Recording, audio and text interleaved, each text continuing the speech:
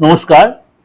আজকে দৈনন্দিন রাশিফল আলোচনা করব। আজ হচ্ছে 9th নভেম্বর 2025, অর্থাৎ আজকে হচ্ছে আপনার রবিবার।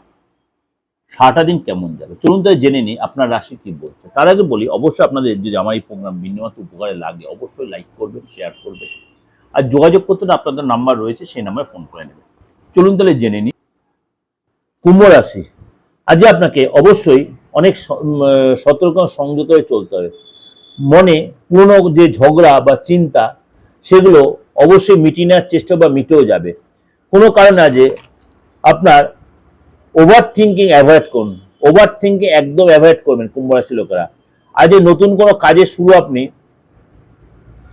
করবেন না। আজকে নতুন কোনো কাজের শুরু থেকে নিজেকে অ্যাভয়েড করুন, অর্থাৎ আজকের দিনটা অ্যাভয়েড করে নতুন কাজ শুরু করবেন না।